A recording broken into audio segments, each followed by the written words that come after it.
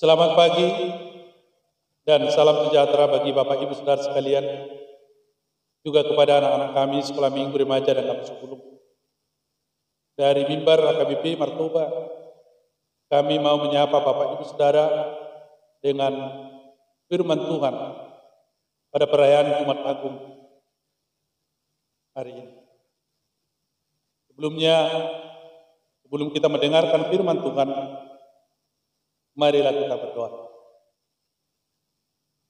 Damai sejahtera yang melampaui segala akal,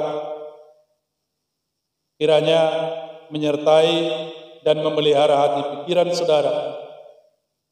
Di dalam nama Yesus, Tuhan dan Juru Selamat kita. Amin. Firman Tuhan yang menjadi renungan bagi kita pada perayaan ibadah Jumat Agung yang hari ini kita laksanakan di rumah kita masing-masing. Saya akan membacakan dari Matius pasal 27 ayat 45 sampai dengan ayat 56. Demikian firman Tuhan. Mulai dari jam 12, kegelapan meliputi seluruh daerah itu sampai jam 3. Kira-kira jam 3 berseluruh Yesus dengan suara nyaring, Eli, Eli, lama sabachthani. Artinya, Allahku, Allahku, mengapa engkau meninggalkan aku? Mendengar itu beberapa orang yang berdiri di situ berkata, ia memanggil Elia. Dan segeralah datang seorang dari mereka. Ia mengambil bunga karang, mencelupkannya ke dalam anggur asam, lalu mencucukkannya pada sebatang bulu dan memberi Yesus minum. Tetapi orang-orang lain berkata, jangan, baiklah kita lihat apakah Elia datang untuk menyelamatkan dia. Yesus berseru pula dengan suara nyaring, lalu menyerahkan nyawanya. Dan lihatlah, tabir bait suci terbelah dua, dari atas sampai ke bawah. Dan terjadilah gempa bumi, dan bukit-bukit batu terbelah, dan kuburan-kuburan terbuka, dan banyak orang kudus yang telah meninggal bangkit. Dan sesudah kebangkitan Yesus, mereka pun keluar dari kubur, lalu masuk ke kota kudus, dan menampakkan diri kepada banyak orang. Kepala pasukan dan prajuritnya yang menjaga Yesus menjadi sangat takut ketika mereka melihat gempa bumi dan apa yang telah terjadi. Lalu berkata, sungguh ia ini adalah anak Allah. Dan ada di situ banyak perempuan yang melihat dari jauh, yaitu perempuan-perempuan yang mengikuti Yesus dari Galilea untuk melayani dia. Di antara mereka terdapat Maria Magdalena dan Maria ibu Yakobus dan Yusuf dan ibu anak-anak Zebedeus. Demikian firman Tuhan. Bapak Ibu Saudara sekalian, hari ini merupakan perayaan Jumat Agung, hari peringatan kematian Yesus di kayu salib, hari di mana Yesus diadili di dalam keberdosaan, dibinasakan dalam kehinaan. Ia disidangkan di kota suci Yerusalem, tetapi dibunuh di tempat hina Golgota. Semua itu dilaluinya tanpa sungut-sungut, tetapi dengan cinta.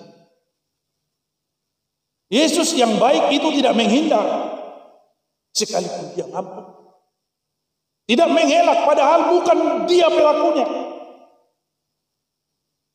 Golgota adalah bukti kasihnya kepada kita, kepada Bapak, Ibu, Saudara sekalian.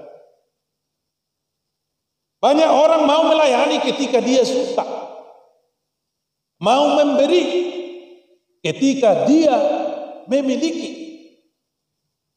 Tetapi Yesus mengasihi saat derita sedang mencekam, memberi saat salib di pundak. Yesus mengampuni saat dirinya tergantung di sana. Dari salib itulah dia berkata, Bapa, ampunilah mereka, sebab mereka tidak tahu apa yang mereka perbuat. Siapa yang tidak mengerti apa yang dia perbuat? Farisi, Petrus, Judas, dakta tusi na taula, dakta boto aha dosa natabayan,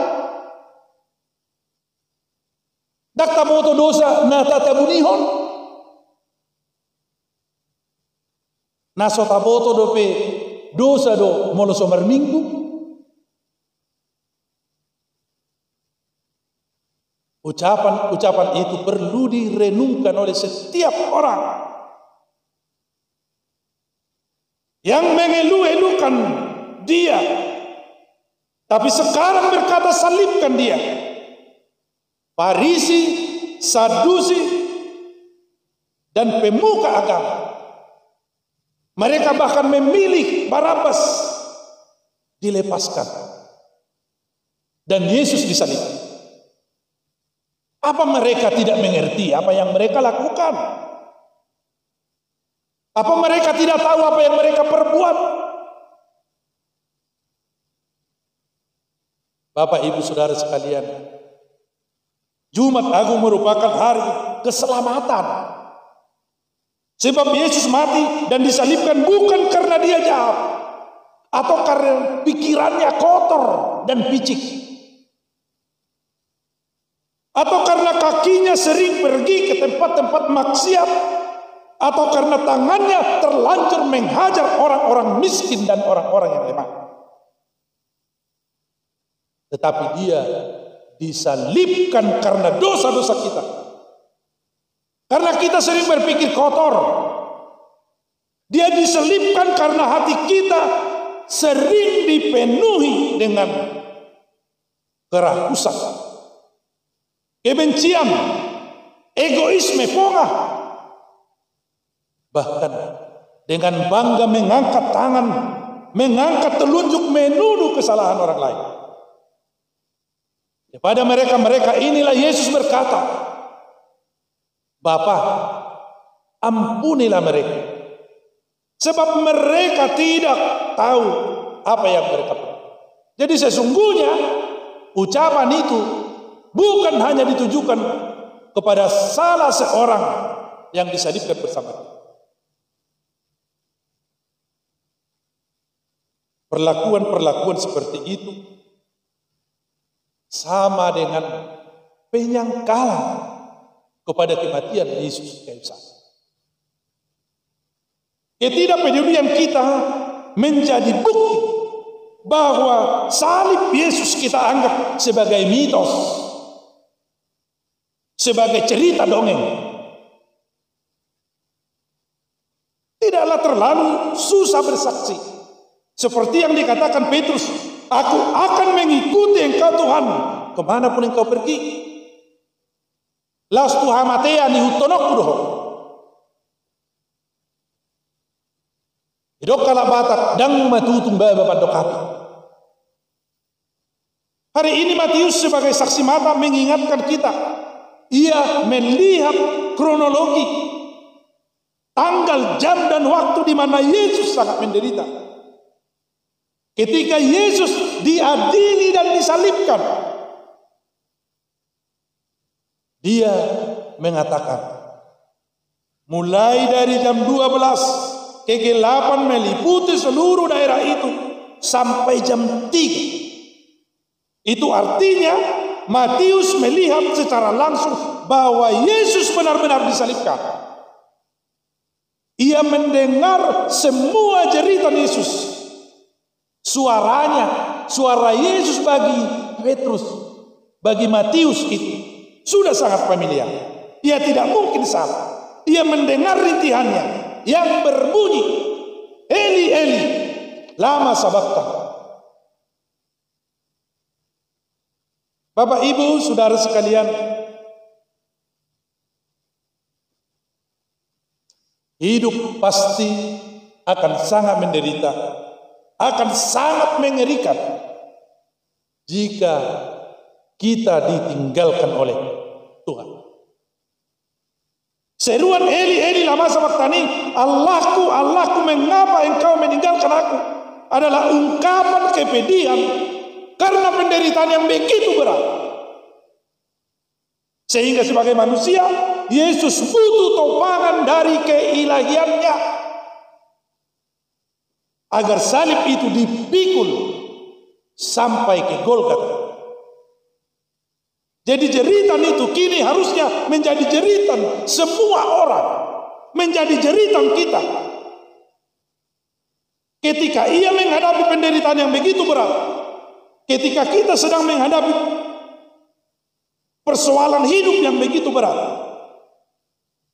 ketika kita tidak merasa punya kekuatan lagi untuk bertahan, maka kita pun harusnya menjerit. Maka kita pun harusnya berkata, Eli, Eli, lama sabaktani. Apalagi dalam kondisi sekarang kita sedang dilanda pandemi COVID-19 yang begitu ganas.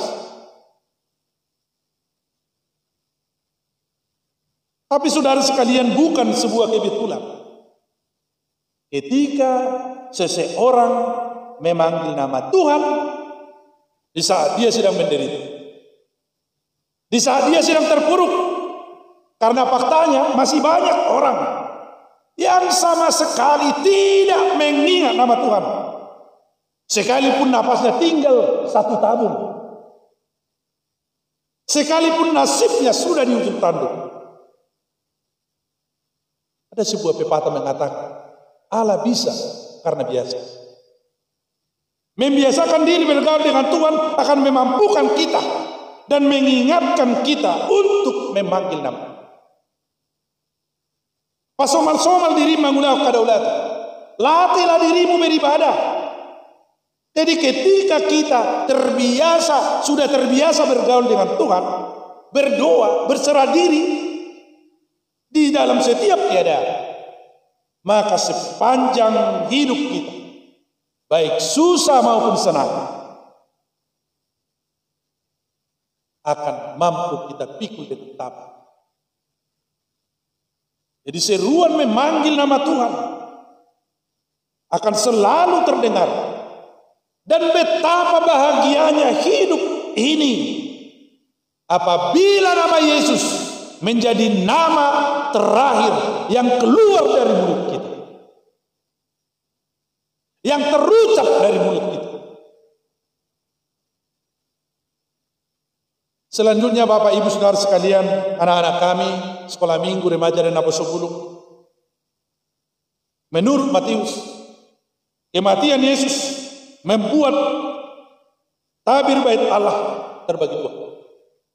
Bait Allah di Yerusalem memang terbagi-bagi. Ada tempat yang kudus, ada tempat yang maha kudus, ada tempat wanita duduk, ada tempat laki-laki duduk, ada tempat di mana hanya imam-imam yang bisa memasukinya, dan ada tempat di mana hanya imam besar yang boleh masuk. Jadi terbelahnya tabir bait suci membuktikan bahwa tembok pemisah dan sekat-sekat yang ada tidak lagi relevan, tidak dibutuhkan lagi. Kematian Yesus membongkar struktur dan tirani yang selama ini dijaga dengan baik. Dan hal-hal yang membuat seseorang berbeda dengan yang lain harus ditiadakan. Kini si miskin dan si kaya boleh duduk bersama karena kasih Yesus, karena salib Yesus, karena semua telah sama-sama diampuni.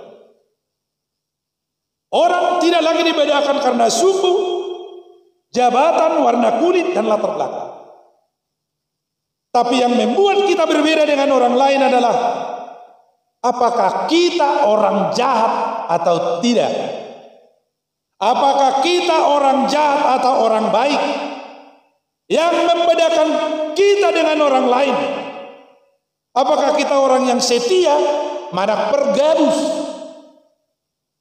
perbada, mana perdamai, para siroha, mana si godang roha, per minggu, doh naso per minggu. Itu yang membedakan. Itulah yang membedakan kita dengan yang lain. Dangar gani bajum, mana tibbo ni si patung, mana ngargani mobil na dipakai ho lautu gereja, mana ngalani godang ni pilihanmu na pinasahakmu tukang untuk persembahan. Oleh karena itu jangan tampil seperti malaikat padahal sikapnya seperti si boduk labang, musang berbulu domba. Yang terakhir Bapak Ibu Saudara sekalian, Matius juga mencatat sikap para prajurit yang mengawal penyaliban Yesus. Mereka bersaksi dan mengaku tentang siapa Yesus. Sebelumnya mereka berdiri di kelompok yang meludahi, kelompok yang menghina dan menyiksa. Tetapi ketika matanya dicelikkan oleh Tuhan, hatinya dibuka oleh Roh Tuhan, oleh peristiwa penyaliban, mereka berbicara sesuai fakta. Sungguh, ia ini adalah anak Allah. Sebuah pengakuan yang luar biasa dari yang menghina. Ada kalanya karena sesuatu hal, seseorang membenci kita, menghujat kita, menghina kita, dan merendahkan kita. Tetapi percayalah, Tuhan terus bekerja. Ketika mereka diubahkan, mereka pasti akan memukul dadanya atas semua dosa dan kekeliruan yang mereka lakukan. Sebaliknya, ada kalanya kita dielu-elukan, disanjung, dipuji, bahkan meletakkan ranting-ranting palem untuk menyambut kedatangan kita. Tetapi pada akhirnya mereka juga lah pengkhianat yang menikam dan menjerumuskan kita. Seperti yang dilakukan oleh orang-orang banyak ketika Yesus datang ke Yerusalem. Mereka mengatakan Hosianna, tetapi akhirnya mereka dengan lantang berkata, salibkan dia. Matius mengingatkan kita agar kita juga berkata, Tuhan, apa yang harus saya perbuat? Apa yang harus saya lakukan? Hari ini di Jumat Agung ini Tuhan mau agar kita menepuk dada kita, datang dan sujud kepada Yesus, mengakui segala kekurangan kita sambil berseru. Kita diberi waktu, kita diingatkan melalui berbagai peristiwa, bahkan mungkin melalui pandemi yang sedang terjadi, yang sedang kita alami, yang sedang ada di tengah-tengah bangsa kita.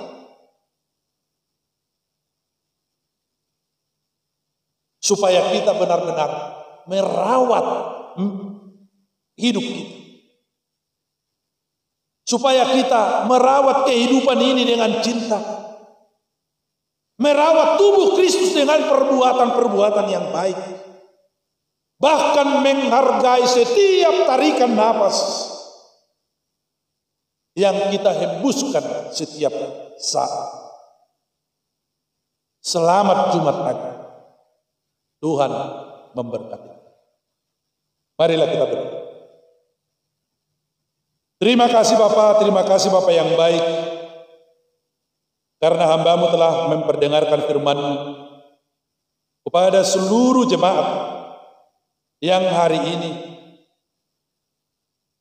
duduk di rumah mereka masing-masing. Kami percaya mereka bisa mendengar.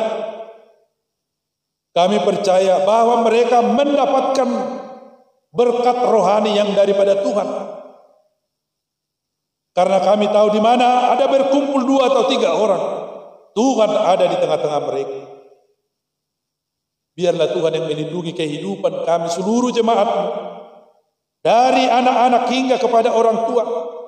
Sekalipun kami tidak boleh berkumpul di rumah-Mu ini Tuhan, tapi kami percaya ini akan menguatkan pondasi iman kami, supaya kami semakin mencintai keluarga kami.